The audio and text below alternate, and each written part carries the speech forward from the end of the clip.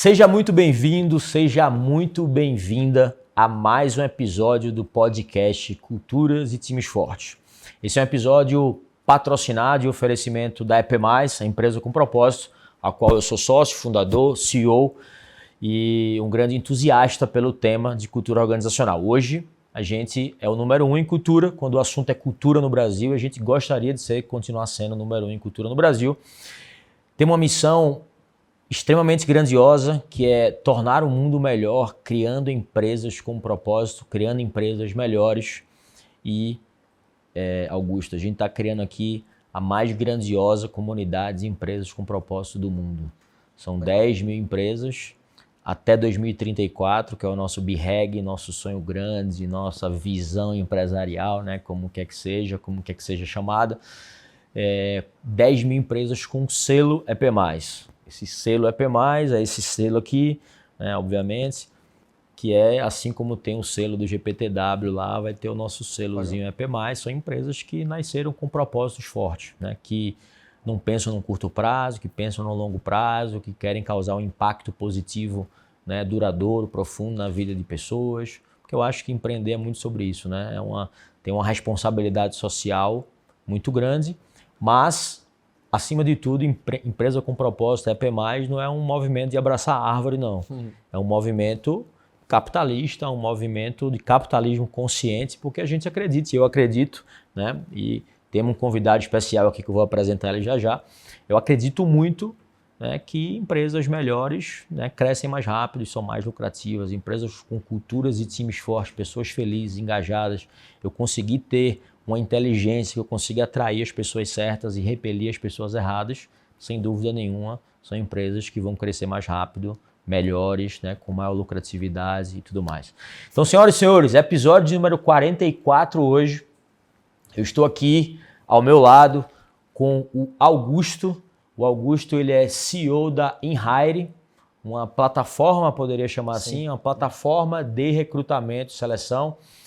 Augusto, seja muito bem-vindo, cara. Prazer ter você aqui, prazer te conhecer. A gente não se conhecia, né? Prazer estar aqui. Nem fisicamente, nem digitalmente, mas vai ser legal eu entender um pouquinho, te conhecer um pouquinho melhor.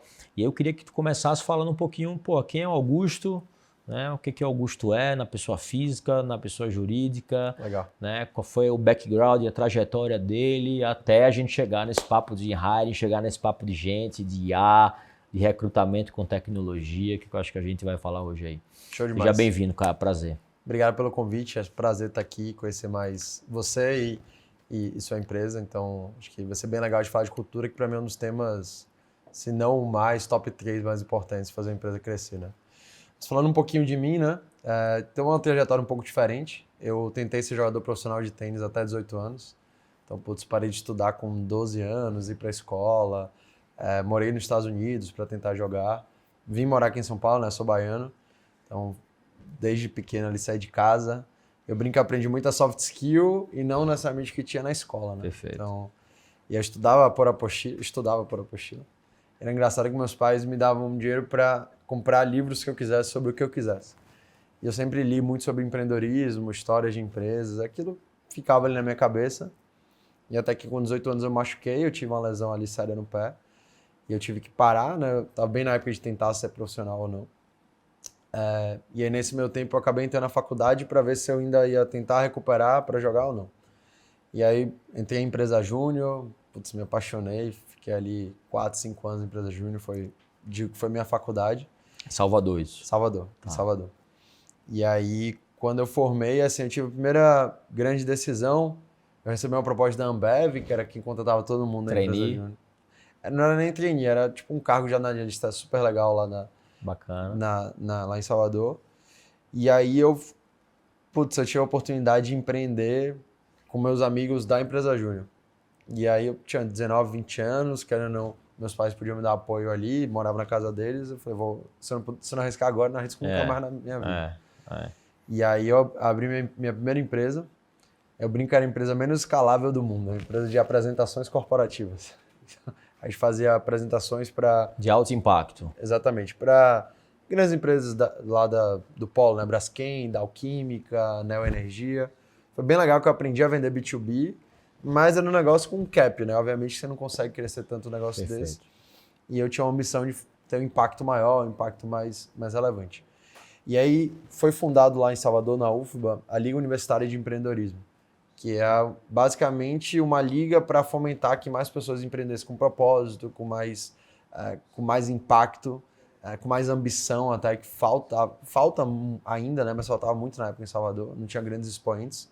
Hoje a gente tem grandes empresas lá como a de Brasil, Sanac, que cresceram pra caramba, mas na época não tinha nada disso. E aí minha sócia, a Paula, que é minha sócia no InHire, fundou a liga e me chamou para participar. E pô, a liga foi super bacana, a gente fez, sei lá, mais de 100 eventos em 2, 3 anos de fomento ao empreendedorismo. E aquilo ficou, sabe? Aquela vontade de fazer algo maior, de ter um impacto maior. A gente já até tinha expandido minha empresa inicial para apresentações mais marca digital. E foi aí que ela me chamou para fundar a Intera, né? Que foi a empresa predecessora do InHire, que era uma consultoria voltada para vagas de tecnologia. Perfeito. Então, e aí, recrutamento e seleção para a tech. Exatamente. E foi bem naquele boom de tech, né? Então, fundou a Intera em 2018, 2019. 2020 começou a fortalecer e 2021 veio aquele boom, né? Todo mundo contratando, chuva de venture capital no Brasil. A gente estava super bem posicionado, tinha um grande player na época que era a Revelo, a gente começou a competir com eles ali vários deals. E aí chegamos a ter talvez uma das maiores operações de recrutadores in-house, né? A gente tinha 200 pessoas no time. E aquilo a gente aprendeu muito sobre recrutamento, né? O que dava certo, o que dava errado. Total. E aí a gente tinha uma dor ali que a gente via que as ferramentas que existiam no mercado não eram ferramentas que se adequavam a uma operação muito complexa de recrutamento como a nossa. E a gente começou a criar dentro de casa. Então a gente começou a criar, a gente brinca uma grande gambiarra ali, ganhando tudo, Zap pra lá, Zap pra cá. Não tinha IA na época, assim, tão forte, mas a gente aprendeu muito sobre o job to be done de recrutamento. E aí a gente captou ali 2 rodadas e a gente criou o InHire, né? Isso foi em 2022. Então a gente lançou o InHire ali em final de 21, mas 22 foi onde a gente realmente começou a focar nele. Go to market foi 22. Isso. Só que foi engraçado porque a gente captou no meio do ano de 2022 e aí começou os layoffs. Então começaram as demissões. E o InHire na época não era uma TS, não era uma ferramenta de recrutamento e seleção, era uma ferramenta de topo de funil. O que a gente queria resolver era a parte de hunting ativo. Então as empresas que abordavam ativamente pessoas ali, principalmente no LinkedIn. Um pouco do que em vendas tem bastante, né? As ferramentas de topo de funil. Prospecção outbound. Exatamente. Né? Tipo um Apollo ali para quem usa o CRM. Perfeito. A gente queria fazer isso, já tinha uma tese muito forte nos Estados Unidos, uma empresa chamada Jam, que estava fazendo isso. Os caras tinham virado unicórnio. Então a gente sentia muito essa dor, só que vieram os layoffs. Então imagina, a empresa não estava nem usando a ATS, não tinha nem vaga aberta, quiçá ter um pré-ATS. Então foi um time horrível. E, em paralelo a isso, a gente começou a entender que as empresas nem usavam a ATS direito. Todas as soluções do mercado, né? Não só as locais, como as internacionais. Tinha oportunidade enorme ali em várias áreas. Então a gente começou ali com mais de 50, 70 empresas no espaço de um mês. Então eu fui falando com todas elas. E a gente viu que tinha uma oportunidade enorme de pivotar ali. Hoje tem uma conversa difícil com os nossos investidores. Aí, em 3 meses, apostaram uma tese e a gente falou 3 meses depois. Ó, o caminho não é esse, a gente vai por aqui, por conta disso. Perfeito. Confia na gente. E aí, no final de 2022, a gente lançou o InHire. E desde então, a gente vem num crescimento bem bacana. Aí, o foco da InHire hoje é todos os tipos de vaga. Então, a gente é uma ferramenta de recrutamento e seleção com o objetivo de tornar os times de recrutamento mais produtivos. Então, perfeito. Produtividade dos times de RH. Exatamente. De recrutamento em si, né? A gente é bem focado no recrutamento e acho que essa é uma característica nossa. O nicho é recrutamento. Exatamente. Né? Porque hoje a maioria das soluções elas acabam abarcando múltiplas facetas do RH. E a gente foi por um caminho... Começa a ficar robusta demais e mais genéricas, né? Mais amplas e mais generalizadas. Mais generalistas, e não tão verticais e profundas. Perfeito. E nossa tese é ser muito profundo em recrutamento e seleção, porque recrutamento e seleção é a espinha dorsal quando você fala de cultura ali, né? As pessoas certas... O primeiro, talvez o primeiro passo para eu conseguir ter uma cultura forte é na contratação. Perfeito. Se eu erro na contratação, tem uma frase que eu já escutei, que eu replico ela hoje, que é assim: não existe gestão quando eu falho na contratação. Perfeito. E não existe recrutamento, não existe treinamento e desenvolvimento quando eu falho no recrutamento. Perfeito. Então, se eu erro na contratação da pessoa, eu não consigo corrigir, não consigo treinar, não consigo... Porque o problema das empresas hoje, tu deve passar por isso também nos teus clientes, é gente. O que impede hoje as empresas de crescer é gente. Com certeza. E o maior problema com gente hoje é comportamental, não é técnico. Perfeito. Né? E como é que é a tua solução, como é que tu enxerga isso nesse aspecto técnico e comportamental? Perfeito.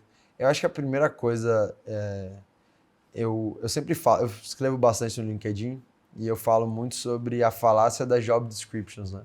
Se você pegar a descrição de uma vaga, elas são quase iguais entre empresas e elas são as mesmas do que eram 2 anos atrás, né? Assim, você não para e pensa naquilo e é onde começa o processo, é onde você alinha com o gestor, onde você alinha com o time, o que eu espero daquela pessoa. E o pior, eu não aprendo. Então, por exemplo, eu criei uma job description, contratei essas pessoas. Eu estou analisando se as pessoas que entraram com aquela job description são as pessoas corretas. São as pessoas, é o que a gente fala do feedback loop aqui internamente. O Google tem uma tese muito forte sobre isso, que é recrutamento e avaliação de desempenho. Então, eu trago as pessoas, então vamos supor, trouxe o Guilherme lá, dei nota 9 para o Guilherme nos meus critérios. Eu tenho que ver se ele como que esse 9 está performando na prática 6 meses depois. Porque senão eu estou com algum gargalo ali no meu processo de planejamento de recrutamento. Esse 9 é 9 mesmo? Isso. Ou é 9,5 ou é 6? E aí, se for 6, talvez eu sobreestimei demais aquele profissional. Então tem um gap aqui. Perfeito. No meu processo. Ou pior, assim, eu posso ter avaliado errado, essa é uma hipótese, ou eu posso estar com critério errado porque eu preciso daquela vaga. Perfeito. E eu bato muito, assim, eu digo pela nossa experiência, você pega uma vaga de vendas, o primeiro vendedor da empresa, ele deveria ter uma job description completamente diferente do 10º, porque as skills são diferentes. Aqui no 10º provavelmente é um ambiente que tem processo, que tem estrutura, que tem gestão. O primeiro é o cara que vai cortar mato alto, a pessoa assim que vai desbravar. Exatamente. Vai explorar, né? O explorador. Então, e eu vejo que as empresas elas tendem a ser um pouco mais lineares, né? Elas não mudam tanto nesse contexto. E isso se aplica muito também à cultura, assim. Eu vejo que a gente fala muito no InHire que não existe pessoa certa e errada, existe encaixe. Então, às vezes uma pessoa vai lidar muito bem com aquele contexto e ser muito ruim em outro contexto e vice-versa. Então, uma coisa que a gente tenta sempre expressar é quando eu coloco a gente tem funcionalidade lá de scorecard, que você pode criar as skills da vaga, tanto comportamentais quanto técnicas. Perfeito. Então, quanto mais eu estressar aquilo, provavelmente a chance de eu, inclusive, verificar numa entrevista se eu estou olhando aqueles pontos é muito maior do que se eu primeiro fizer um processo freestyle, que muitas vezes acontece, né? Tipo, eu vou no feeling para ver se a pessoa é boa ou ruim, depois eu não consigo ver com critérios objetivos se a pessoa realmente está dentro ou fora do que eu espero. Né? Tem um erro muito comum, né? Porque a gente, na verdade, as pessoas, eu acho que tem até estatística isso, acho que a Gallup trouxe uma estatística uma vez, 50% das pessoas que trabalham hoje nas empresas não sabem o que são esperado delas no trabalho. Então, isso é um gap, uma negligência talvez muito alta relacionado ao alinhamento de expectativa entre o cargo. Às vezes eu como recrutador, eu como empresário, eu como líder, eu não sei o que eu espero do meu colaborador. Né? E aí eu contrato a pessoa por A, aí 2 semanas depois eu estou falando que ela tem que fazer B, daqui a 2 meses eu estou reclamando dela porque ela não fez C, e depois eu demito porque ela não fez D. E aí eu falo, cara, como assim? Mas quando eu contratei, eu acho que não sabia que era por isso. Né? Então existe essa falta de clareza muito grande. E parece que são coisas básicas, né? A gente fala de cultura, a cultura é uma plaquinha ali, missão, visão e valores, acha que é só isso. A gente fala sobre organograma, são coisas básicas, job description, mas que são coisas básicas que são negligenciadas. E essa negligência, não fazer o básico bem feito, né? Não fazer o back to basics, fazer o básico bem feito, feijão com arroz, que faz com que a gente tenha problemas lá na ponta. E a cultura é viva, né, Guilherme? Assim, acho que essa é outra questão que eu vejo. O contexto, a gente estava falando antes aqui sobre IA, né? Talvez o que eu precise da minha empresa, dos meus atributos, o que eu preciso avaliar, ele provavelmente vai mudar bastante com o contexto, né? Então, assim, a cultura, a job description, a avaliação, tudo é vivo. E eu percebo que muitos empresários, gestores, não têm tempo para parar e fazer uma job description nova. Mas depois tem tempo para lidar com desalinhamento, falta de performance, o custo de ter uma pessoa desencaixada. E aí depois o tempo que eu vou ter corretivo para corrigir aquilo é muito maior. Perfeito. Sei lá, talvez eu arrisco dizer hoje que mais da metade do tempo dos líderes hoje e dos empresários, não sei se tu tá nessa estatística também, mas é a gente corrigindo o comportamento das pessoas. Então a gente passa muito mais tempo corrigindo o comportamento das pessoas do que... Isso já é um feedback, um sinal pra gente que talvez a gente errou no recrutamento. E no alinhamento de expectativas depois. E no alinhamento de expectativa depois. Tu entrou nesse ponto de IA, Augusto. Eu queria entender um pouquinho a tua cabeça, porque a gente estava conversando ali atrás, e aí tu falou muito disso, né? Cara, vai ter uma mudança muito forte nas consultorias, nas empresas de tecnologia, nos descritivos de cargo. Qual é a tua tese sobre IA? Perfeito.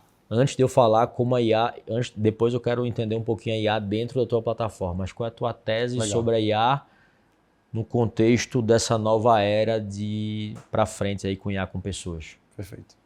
Tem um conceito de tecnologia que é o full stack, né? Que é o desenvolvedor que ele faz front-end e back-end. Então, que é a parte que a gente interage no sistema e a parte por trás das cortinas, vamos colocar assim. Eu acho que, eu diria um take meu, é que a gente vai ter mais profissionais full stack. O que é isso? Então, você pega uma agência de marketing. Hoje é bem ramificado, né? Você tem a pessoa de performance, tem a pessoa de vídeos, tem a pessoa de design, tem a pessoa de conteúdo. Eu acho que vai ter uma mudança aqui para as pessoas serem mais generalistas nesse sentido. Então, você vai ser a pessoa que vai conseguir usar bem os agentes de cada uma dessas frentes, né? Desses temas que hoje são compartimentalizados. E aí, qual que é o perfil dessa pessoa, né? É o perfil mais generalista, o perfil pessoa que consegue lidar de forma mais holística com o todo, que consegue ver, consegue sair daquele lugar que ela estava ali, talvez mais restrito, de fazer só uma parte do processo para ver o todo. Então, eu acho que essa é uma das skills mais importantes que eu estaria buscando se eu tivesse no mercado de trabalho a desenvolver. Como é que eu olho o todo? Como é que eu consigo lidar com mais abstração, né?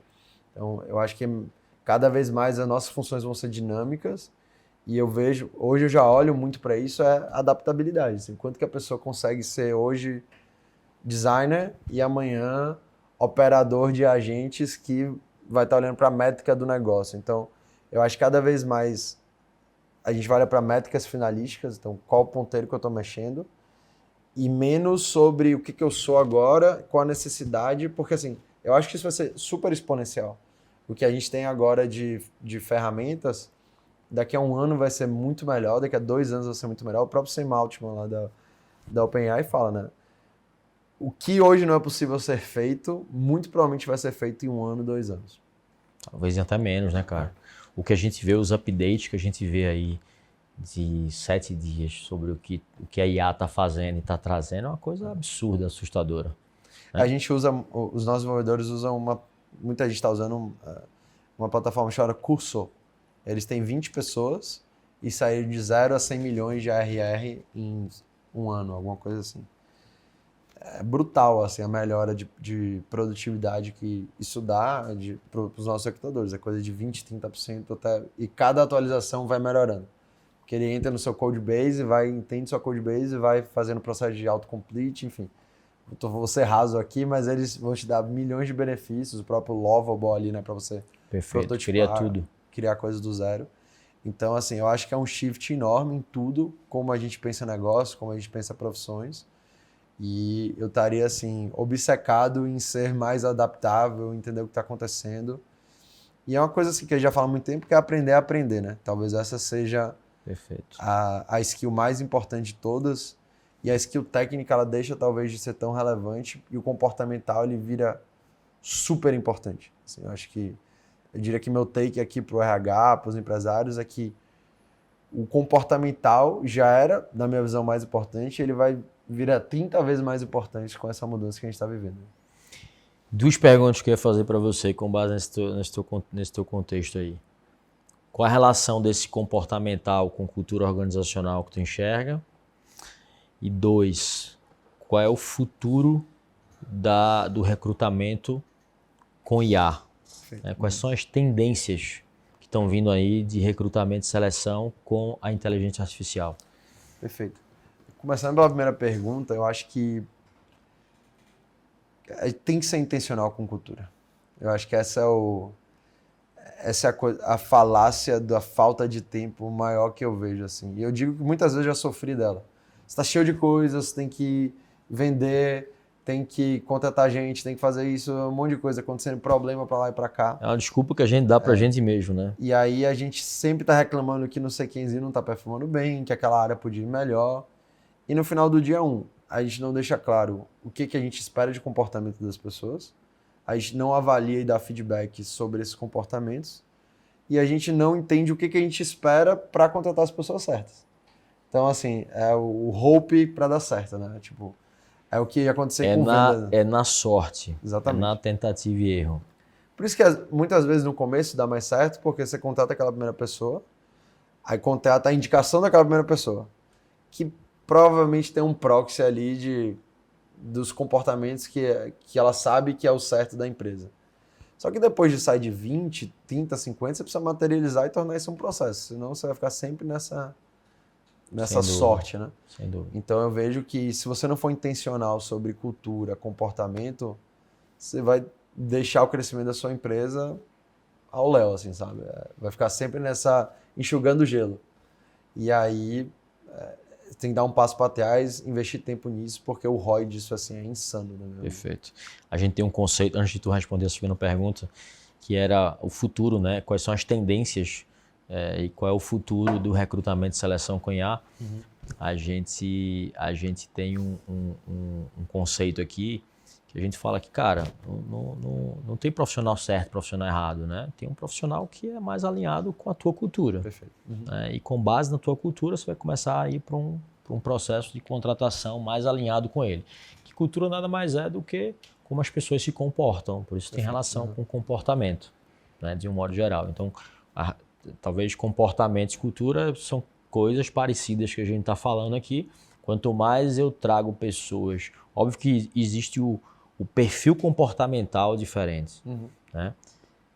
Existe a técnica, existe o perfil comportamental e existe a aderência e alinhamento com valores, né? Que eu acho que é o terceiro nível e o mais profundo. Talvez 100% das empresas hoje olham técnico, algumas, ou sei lá, 50% olha perfil comportamental, mas raríssimas são as empresas que olham o fit cultural, ser ao contrário, né? Que na verdade, que a metodologia que a gente usa é exatamente, a gente faz assim, a gente faz o inverso. Então começa olhando fit cultural. Porra, tá alinhado? Tá. Beleza, vamos descer, então vamos pro cultural, vamos pro comportamental. O comportamental é uma coisa que eu preciso não necessariamente só ter dominante e influente dentro da empresa, senão vai ser, né, vai ser um bando de doido ali, cada um. Sim.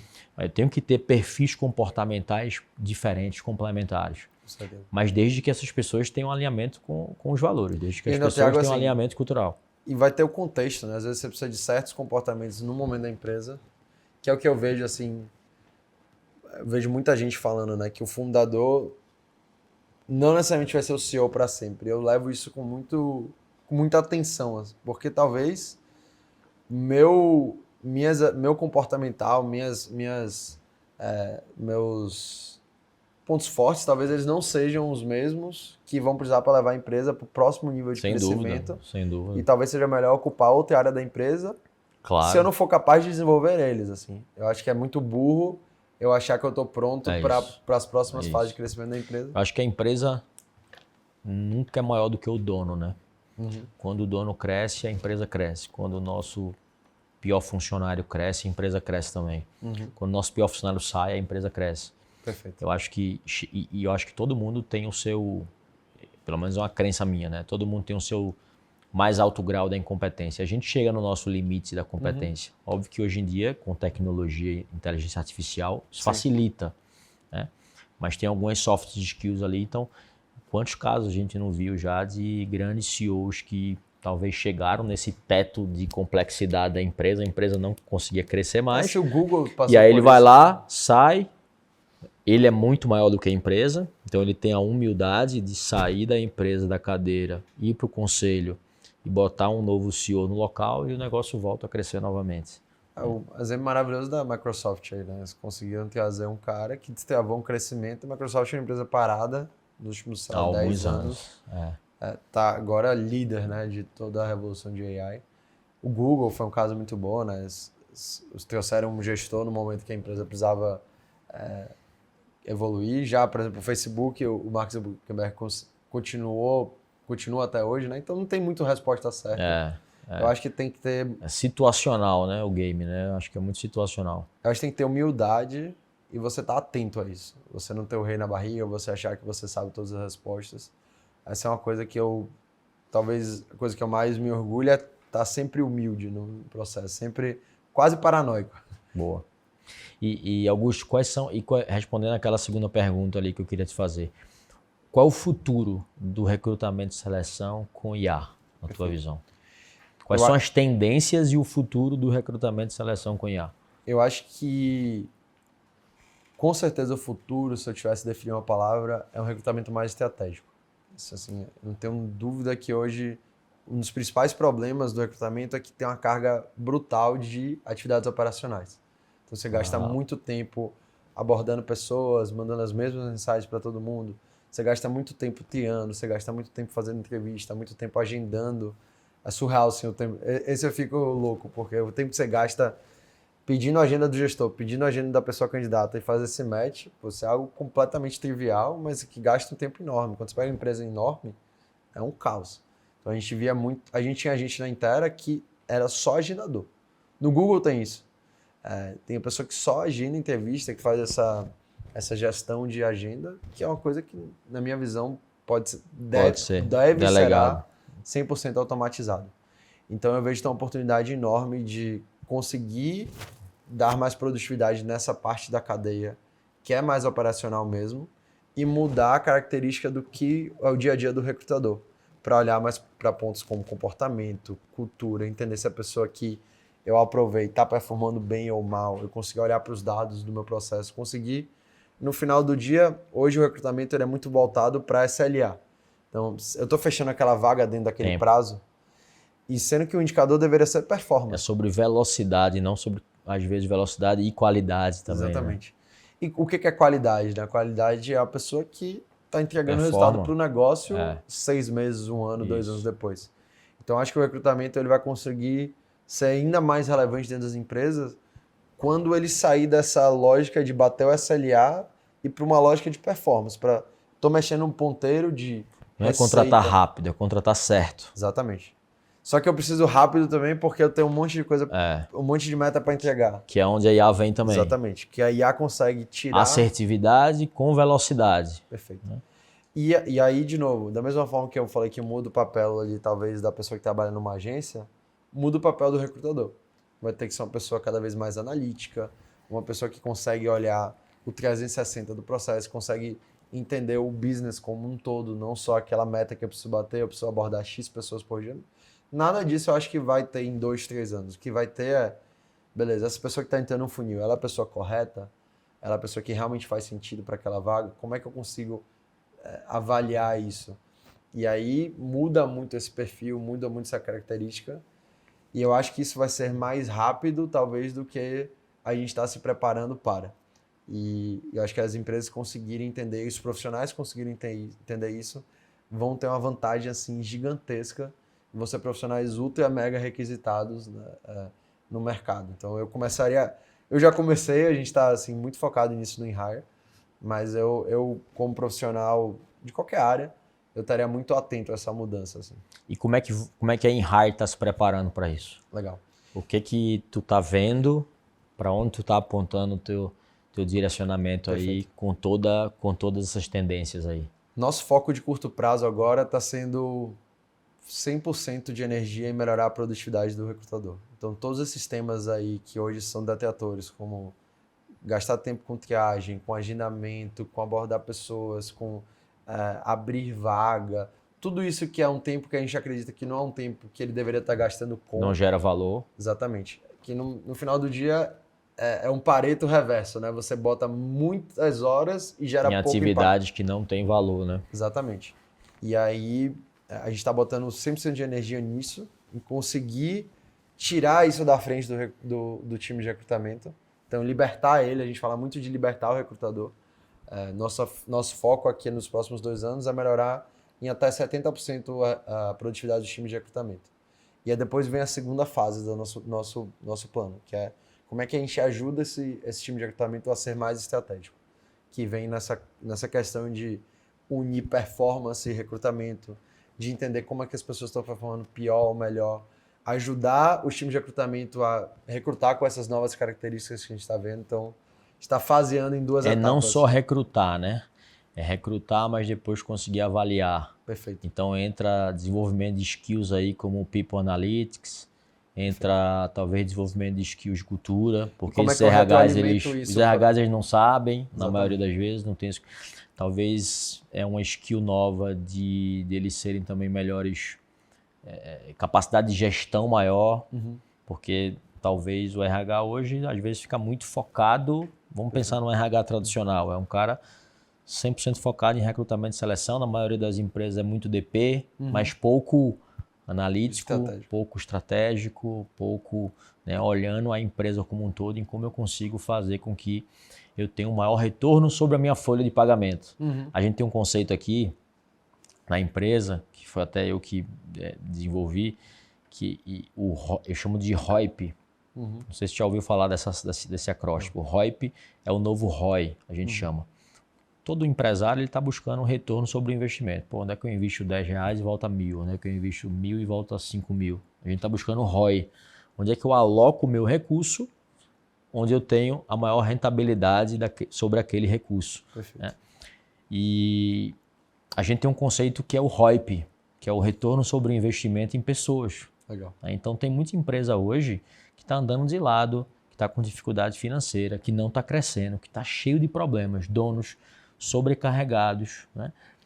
E a galera acha que é porque meus processos estão ruins, porque estou com gestão financeira ruim, gestão de vendas ruim, quando na verdade não é sobre isso, é sobre má gestão de pessoas, na maioria das vezes. Perfeito. E eu concordo 100% contigo que o começo disso tudo está na contratação, né?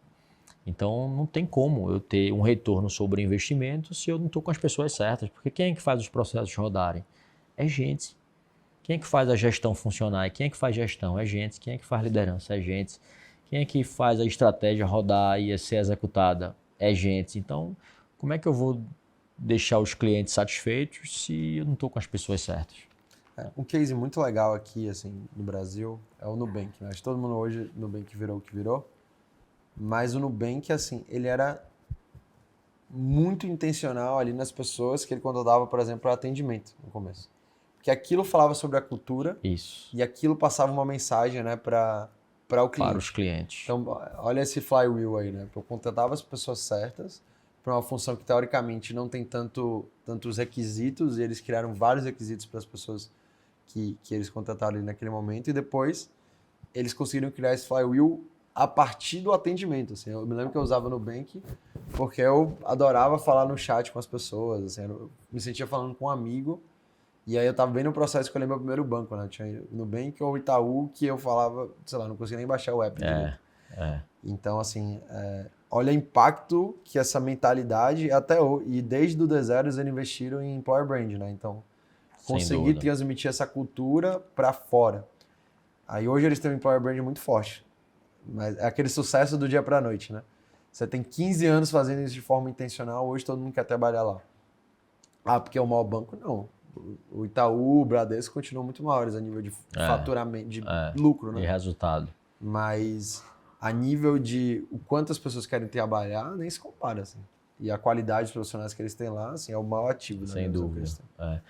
E Augusto, cara, papo agora, vamos virar um pouquinho para um papo mais empreendedor, né? Perfeito. Aí olhar um pouquinho Augusto como CEO de uma empresa que captou investimento no mercado, que está crescendo.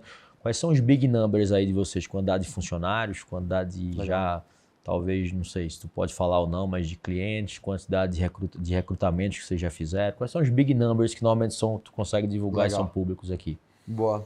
A nível de captação, por exemplo, a gente captou mais de 12 milhões, quase 15 milhões de reais, então bastante. A gente fez 3 rodadas aí agora.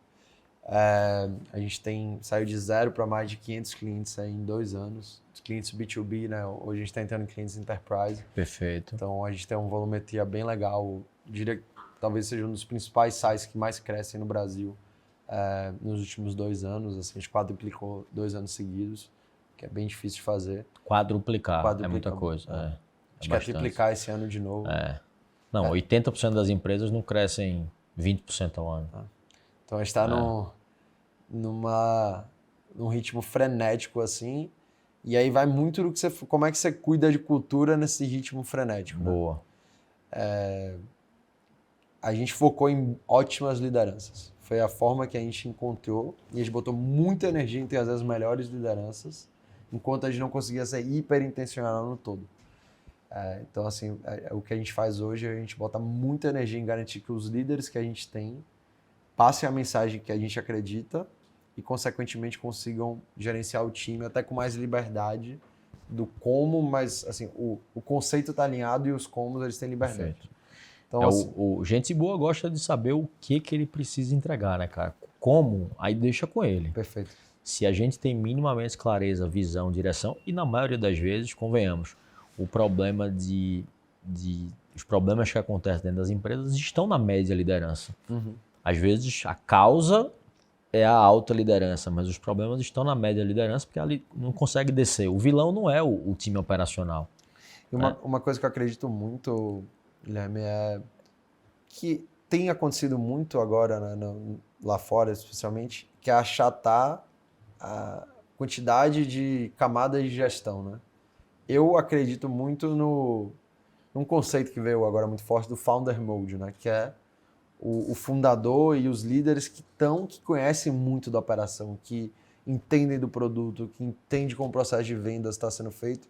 E aqui tem uma linha tênue muito, muito difícil de não transpor, que é a pessoa que é centralizadora, que está todos os processos com ela, versus o CEO, o fundador, que entende do processo para conseguir para melhorar a tomada de decisão. E aí, obviamente, que isso se confunde em algum momento, mas eu acho que se criou muito esse espectro de empresa grande, você não desce para o operacional, né? Então você não vai para o operacional. Eu não acredito nisso, assim. Posso estar certo, errado. Não, mas você não fica no operacional, né? Eu acredito que você tem que descer no operacional, mas não descer e ficar. Exatamente. Você tem que saber... É descer estrategicamente, é descer intencional. Pô, deixa eu ver se os processos estão rodando bem aqui. Né? Às vezes você tem que puxar a corda, que é o que eu, por exemplo, como eu gerencio meus liderados. Você dá mais liberdade ou menos liberdade? Eu digo, depende. Se o liderado está performando muito bem, tem uma autonomia, assim, tem autonomia completa. O resultado, queremos chegar aqui, os meios vai contigo. Se a performance começa a baixar, aí você puxa um pouco mais a corda, você chega mais perto, você entende como é que a pessoa está fazendo, você tenta ajudar ela a destravar. Então não tem jeito certo de gerenciar na minha visão. Tem contexto e é muito complexo você lidar dessa forma, porque às vezes é mais fácil. Eu tenho um estilo. Meu estilo é microgerenciador. Meu estilo é liberdade. Eu não acredito em nada disso. Eu acho que você tem que ter um estilo flexível e você tem que ser muito bom. Depende das pessoas, depende do nível de maturidade delas também. Você tem que ser o cara que é mais júnior, eu tenho que estar mais junto. Um cara que é mais sênior, talvez eu possa deixar ele voar e andar um pouco mais. Vai que eu estou te vendo. Né? E aí o sênior quer isso, aí né? você vai dosando, né? Aí você quer que a pessoa tenha senso de dono e você está microgerenciando o e-mail que ela mandou. Não tem como ter senso de dono, entendeu? Ao mesmo tempo que você precisa, às vezes, gerenciar um e-mail para um cliente estratégico. E aí, acho que você precisa ser muito bom é dar contexto. Por que eu estou olhando o seu e-mail? Não é liderança por controle, é o que eu acredito também. É liderança por contexto. Exatamente. Só que isso dá trabalho. É muito mais fácil você chegar assim, porra, que merda esse e-mail, eu tava viajando. E aí a pessoa fica chateada e 2 meses depois sai da empresa. E aí você tem que abrir um processo, aí fala, não sei quemzinho não presta. E às vezes você perde um talento maravilhoso. Ô Augusto, eu acho que na vida da gente empreendedora, não sei você, mas eu erro muito mais do que acerto. Né? E talvez um dos maiores professores da minha vida são os erros que eu fiz, que eu cometi. Então, 11 anos empreendendo. E quando dói no bolso, eu acho que a gente aprende mais ainda. Né? E eu sou um cara que sempre gostei de aprender com o erro dos outros. Né? E aí eu queria escutar um pouquinho de você. Quais foram os maiores erros que você teve aí nessa trajetória de crescer 4 vezes ao ano, todos os anos, quadruplicando o negócio? Quais foram os erros que tu cometeu com cultura, com gente? Não é porque você é especialista em recrutamento que você não erra em recrutamento. É lógico que você erra. Quais foram os maiores erros que tu cometeu que tu pode trazer e ensinar pra gente aqui? Eu tenho muito forte na época da Intera, que foi o seguinte. A gente colocou muito atacante para ser técnico. Ou seja, a gente colocou muito recrutador que mandava super bem. E o plano de carreira se tornou virar liderança. Então, carreira, né, carreira X, né? Carreira gerencial e não técnica. Especialista. Então, por exemplo, o líder ganhava mais, o líder era mais... tinha uma questão de status, de poder dentro da empresa. Eram pessoas muito júniores, né? Pessoas do primeiro emprego, então para elas tinha aquela questão de liderança. E aquilo ali, assim, foi um erro gigantesco, porque a gente botou pessoas que não tinham experiência em liderança, não entendiam o contexto de liderança, eram excelentes recrutadores, mas não sabiam ensinar outras pessoas a serem excelentes recrutadores. Então, essa eu diria que foi o erro 1 de 1 que eu vi. E aí tem uma questão super... E é um erro que não tem volta, né, cara? Você não consegue mais, infelizmente, despromover a pessoa e voltar ela para o lugar. É dali para a rua, não tem jeito. E você cria um estímulo dentro da empresa que é a pessoa que melhor performa é a que vira líder. Isso é uma falácia assim, gigantesca. Se você tem um vendedor maravilhoso, pô, paga mais pra ele, dá mais comissão. Dá mais desafio. Aumenta as contas dele. Não necessariamente torna ele líder, sabe? Nem todo mundo quer e nem todo mundo sabe e tá pronto para isso, né? E tem essa skill, né? Esse conceito é muito melhor trabalhado em tecnologia, né? Você tem o especialista nessas big techs, que é, sei lá, tem um nome específico, ele ganha mais do que às vezes todo mundo, do que o o tech líder. manager, do que o líder. Que é uma pessoa que só ela consegue resolver aquele problema. E esse foi um conceito que eu errei lá atrás. Assim, eu deveria ter criado o super mega recrutador, que é a pessoa que consegue destravar as vagas complexas, que as vagas com ticket mais alto ele pegava, do que tornar essa pessoa que não tinha nenhuma skill de liderança. Algumas até tinham, e algumas deram certo. Mas foi completamente por sorte. Assim. Umas deram ok, mas eu diria que 50% dos casos foram eu perdi excelentes recrutadores para colocar líderes que no máximo eram medianos. Então, assim, eu trago esse aprendizado muito para mim no InHire, assim, de não sofrer o ímpeto de pegar você tem um CSM excelente, né? Uma pessoa de gestão de clientes. Deixa ela como CSM, é super, super crítico para o negócio. Um vendedor, deixa ele como vendedor, vai criando as contas, melhora a comissão, cria ali layers para a pessoa se empolgar. Ou então pensa num processo talvez de recolocação dentro de empresas, de ascensão ou de outros lugares, mas de uma maneira um pouco mais planejada, né? Um pouco mais com mais atenção, né? Com mais cuidado, para saber se aquela pessoa consegue de fato chegar naquela função. Eu diria até mais, Guilherme, assim, se eu tenho um vendedor excelente e tenho uma vaga de liderança, eu tenho que fazer o processo seletivo de novo com essa pessoa, porque as skills que eu preciso de um líder, provavelmente são completamente diferentes do que um vendedor excelente. E às vezes você faz isso porque você quer reter, porque você quer agradar aquela pessoa, e é ruim para ela, ruim para você.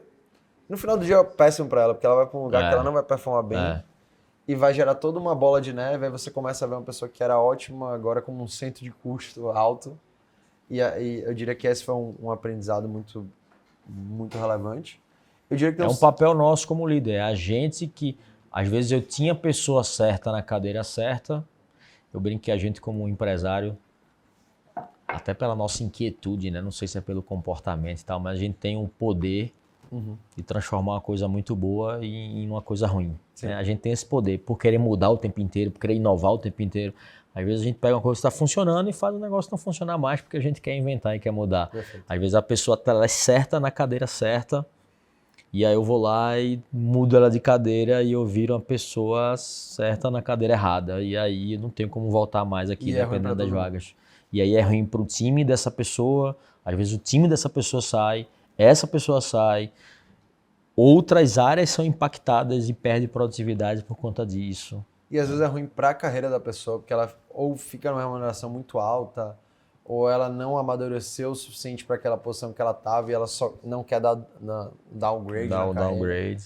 Então é uma coisa assim, acho que é ruim para todo mundo. Sem dúvida. Que conecta com assim, o meu segundo aprendizado, esse aí eu devo à minha sócia, cara, alinhamento de expectativa. Você ter as conversas difíceis que precisam acontecer. Isso se aplica a tudo. Isso se aplica a dizer para, nesse caso aí da pessoa, que ela não vai ser líder e vai ser melhor para ela. Você ter esse embate. Isso se aplica com o investidor, você negociar uma cláusula que aparentemente é boa para ele, mas ele quer passar para você, mas no final do dia vai te fazer mal. Isso se aplica com o cliente, você saber dizer não para o cliente. Isso se aplica com marido, mulher, esposa, Exatamente. filho. Isso é... Alinhamento de expectativa é família, pô. Dentro da nossa casa também, né? O combinado não sai caro, né? Acho que... Eu tenho uma tendência a conversão, né? A convergir. Então, eu sou uma pessoa que, tá uma discussão enorme, eu consigo sempre chegar num lugar comum. Mas o que eu percebo ao longo do tempo é que, às vezes, não tem lugar comum. Você precisa chegar num lugar catritoso, mas você precisa ser muito bom em deixar seu racional. Por que aquilo... Por que você está pedindo aquilo? Hoje, quando eu falo uma conversa difícil, eu tento deixar claro qual que é meu racional por trás daquilo. Então, eu vou discutir uma cláusula com o investidor, eu não falo sobre aquela cláusula, eu vou falar, meu racional por trás disso é esse. E eu não topo por essa. Isso é difícil de fazer. Quando você está novo, você não quer, às vezes, causar um embate com um cliente grande, com um funcionário que você gosta muito, com um investidor que você quer atrair. Mas no final do dia é melhor para todo mundo. Esse é um aprendizado assim, gigantesco que eu tenho na jornada. O Augusto, e qual é a cultura hoje da Inhire? Como é que tu explica o que é a cultura da Inhire para ti? Perfeito. Como a gente está até falando antes... Como é que você desenhou essa cultura e como é que ela é hoje? Eu diria, tem até uma questão de contexto, né? Como eu te falei antes, a gente dá umas poucas empresas 100% remotas hoje no Brasil. E ser 100% remoto tem uma premissa principal, que é confiança. Então, se você for microgerenciador, querer ficar vendo o que a pessoa está fazendo, deixar de fazer, se você não confiar que a pessoa está trabalhando, aí é impossível. Então, assim, a gente tem uma cultura muito forte de confiança e de foco no resultado e liberdade sobre os meios. Eu diria que essa talvez se você tivesse falado... Resultado e autonomia. Exatamente. E confiança, não microgerenciamento. Uma coisa da cultura de vocês, a gente é obcecado por resultado e a gente dá muita liberdade para as pessoas chegarem... Criarem e testarem, e errarem. O erro deve ser valorizado, né? Não é punido. Assim, acho que é outra coisa engraçada que a gente até tenta entender como traduzir isso. Mas pessoas bem intencionadas. A gente tenta até chegar qual que é o nome bonito disso, a gente sempre morre em pessoas bem intencionadas. Que as pessoas o que é pessoa bem intencionada? É a pessoa que não vai querer levar vantagem, é a pessoa que tá ali que você genuinamente confia, acredita, que você consegue falar a verdade, por mais difícil que seja. Quando você olha para o lado e todo mundo está ali bem intencionado pelo resultado maior, não pela sua agenda pessoal. Então, a gente hoje bota muita energia em como é que a gente traduz isso em perguntas, em comportamentos que a gente consegue aferir no dia a dia. Mas, no final do dia, são pessoas que não têm agendas próprias, não têm espaço para politicagem na empresa. Então, a gente avalia muito mal pessoas que falam uma coisa para mim, para minha sócia, porque nós somos donos e sócios, e trata mal um funcionário. Outra coisa. Isso aí, para a gente, é inegociável, assim, está fora. Isso não existe, esse ambiente. Minha opinião tem o mesmo valor de uma pessoa que entrou agora aqui, se o racional dela for melhor do que o meu. Não é carga e hierarquia, né? É fatos e dados, talvez, e quem trouxe os melhores argumentos. Exatamente. Né? Isso acontece muito no ambiente corporativo, você falar o que a pessoa quer ouvir versus você falar o que você acredita que é o certo. Então a gente valoriza muito as pessoas que falam, que chegam e dão um feedback mesmo para mim. Transparência, né? Então, assim, acho que esse é um ponto. E para fechar a transparência, assim, acho que com certeza está muito ligado com o remoto. Todo mundo sabe dos números de tudo. A gente apresenta no All Hands o resultado de todas as áreas, o que está bom, o que está ruim. Ah, mas o concorrente, essa pessoa pode ir com o concorrente. Ok. Paciência. Faz parte, assim, a perda Pior ela não ir e tá cega aqui dentro e não conseguir tomar boa decisão, né? Não tem problema dela sair, o problema é ela ficar e ser incompetente aqui dentro. Exatamente. Né? E assim, no final do dia, é a nossa execução, assim, se a gente perder para um concorrente porque uma pessoa pegou e levou a informação, a gente está executando mal, não é por conta de a empresa já dar errado de qualquer forma. Assim, né? É verdade. Augusto, cara, pra gente finalizar, a última pergunta que eu queria te fazer, e um papo muito bom, a gente já tá 1 hora aqui, cara. Porra, passou né? nem vi. Passa muito rápido, né? Mas quais são os rituais que tu mais gosta, que talvez esses rituais eles reforcem toda essa cultura que você... Até por ser uma empresa remota, né? Talvez os rituais, inclusive, são diferentes de uma cultura se fosse, né? De um ritual se fosse presencial. Quais são os rituais que vocês são mais fortes lá dentro, que tu pode trazer aqui como insights pra galera? Eu acho que esse é um grande ativo nosso, uma pergunta legal, Guilherme. A gente tem um evento trimestral chamado Imergir, que é um dia, 1 ou 2 dias, então semestralmente são 2 dias e trimestralmente é 1 dia, onde a gente literalmente para reforçar a cultura. Então a gente escolhe sempre um tema que a gente quer passar para aquele trimestre, alguma lógica, algum dos elementos da cultura que a gente quer priorizar, e a gente reforça isso de todas as formas possíveis, seja via dinâmica, seja via palestra, seja via interações, enfim, a gente cria toda uma narrativa. Então tem sempre um tema, a gente manda camisa para as pessoas, tem todo uma narrativa como se fosse um storytelling, que vai desde o começo do evento, assim, o time de people passa 1 mês montando todo aquele momento. Pô, vocês param um dia inteiro da empresa, como assim, que coisa? E assim, acho que tem um ROI absurdo, porque a gente consegue dar o tom que a gente espera, a gente consegue reforçar os valores culturais e a gente consegue estar próximo, né? Já que a gente é remoto, a gente consegue estar próximo, pra gente é super relevante. E, em paralelo, agora a gente tem 2 momentos no ano que a gente faz o Working Week, que é basicamente um momento onde a gente leva todo mundo para Salvador e a gente trabalha junto, mas é muito mais uma semana para a gente reforçar valores de cultura, interação entre time. Comportamentos.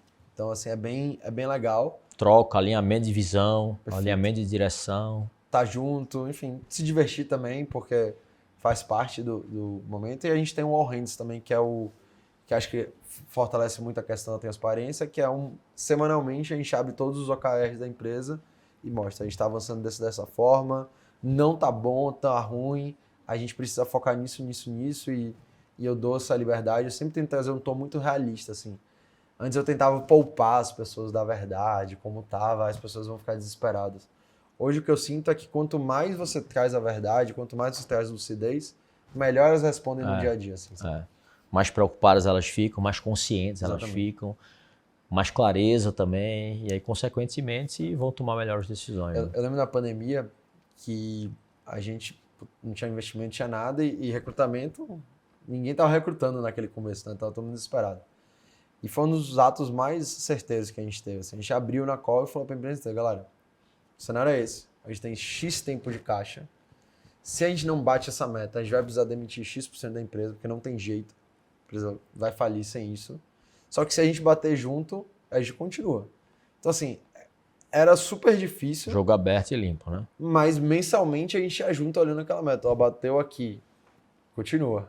Foi 2 meses assim, horríveis, mas foi uma gincana, todo mundo se mobilizou, a gente encontrou saídas e no final do dia a pandemia foi até positiva pra gente porque acelerou a transformação digital das empresas e a gente acabou crescendo muito aqui. Mas foram 3 meses assim, Guilherme, caótico. Foi talvez o período mais difícil da minha vida ali. Muito legal. Senhoras e senhores, Augusto, CEO da Inhire, aqui no episódio 44 pra gente. Augusto, como é que a gente se acha, te encontra? Como é que a gente encontra a Inhire? Deixa teus contatos, deixa os contatos da Inhire. Qual é a mensagem final, cara, que você gostaria de deixar aqui? talvez algum insight, alguma sacada que você teve aqui, ou talvez alguma mensagem que você queira passar para a nossa audiência aqui. Legal. E mais uma vez, te agradecer aí pelo papo. Então, queria, acho que antes de mais nada, agradecer. Como você falou, foi um papo que voou aí, a gente nem viu o tempo passar. Acho que a minha mensagem final é mais para as pessoas que estão no mercado de trabalho, assim, de realmente ser intencional sobre a sua carreira, entender que tem uma mudança acontecendo e aceitar que isso está acontecendo. Não adianta a gente ficar lutando contra isso. A gente conseguir aprender, se inteirar, se informar sobre todas as mudanças e entender que se você for preditivo, se você conseguir aprender essas novas skills, você vai sair, inclusive, muito melhor do que você está profissionalmente. Então, eu seria muito alerta, quase paranoico aqui, e eu tenho certeza que o retorno vai ser gigantesco para quem fizer isso. Então, acho que isso aplica a todas as profissões e todos os negócios. Deixa teus contatos aí também para o pessoal. Legal. A gente tem em hire.com.br para quem quiser conhecer mais nossa ferramenta. Também eu falo muito no LinkedIn sobre muito que a gente conversou aqui. É Augusto Freitas. E também tem o LinkedIn lá no LinkedIn, Instagram, em hire.com.br. E estou à disposição aí para quem quiser trocar mais. Foi um prazerzão estar aqui. Boa. Senhoras e senhores, esse é mais um episódio do podcast Culturas e Times Fortes. Oferecimento da EP+, empresa com propósito. A gente está tornando o mundo melhor, criando empresas melhores. Episódio 44. A gente se vê no próximo episódio.